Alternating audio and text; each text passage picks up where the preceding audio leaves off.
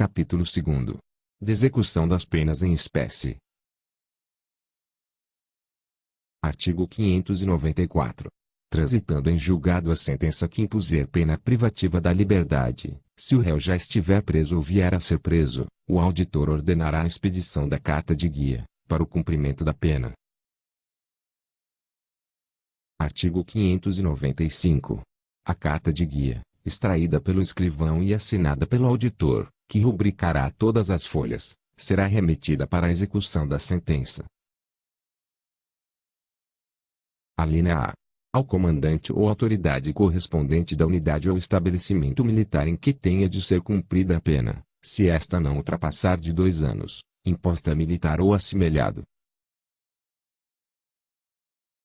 Alínea B.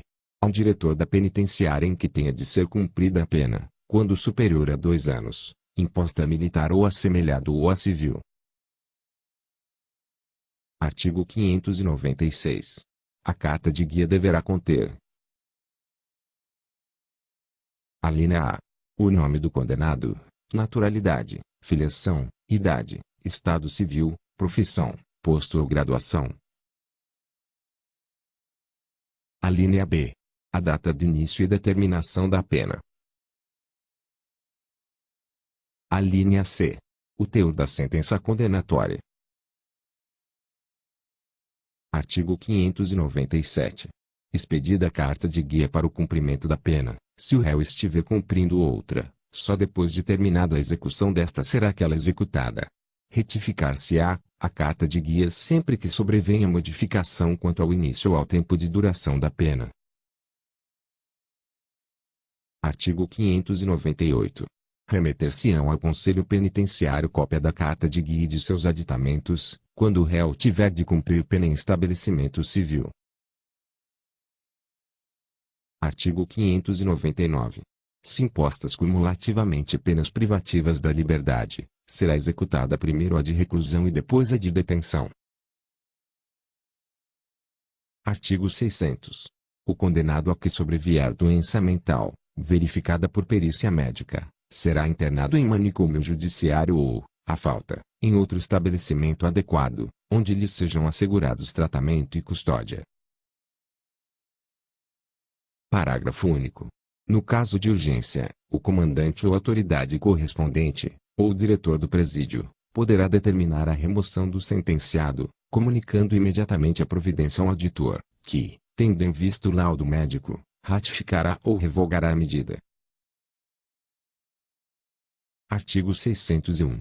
A autoridade militar ou o diretor do presídio comunicará imediatamente ao auditor a fuga, a soltura ou óbito do condenado.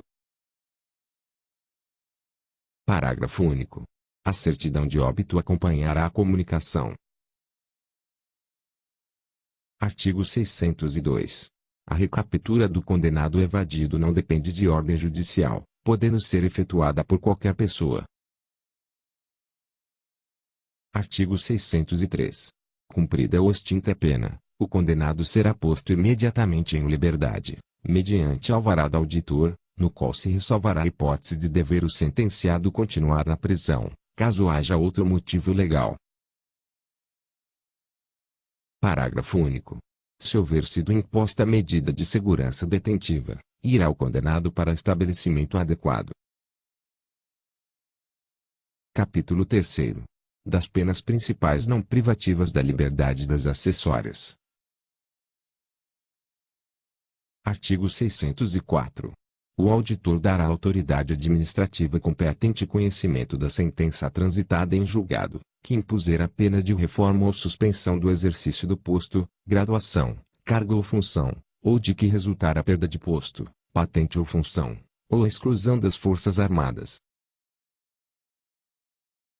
Parágrafo único.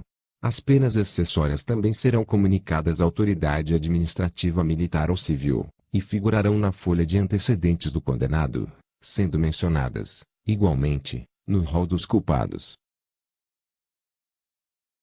Artigo 605.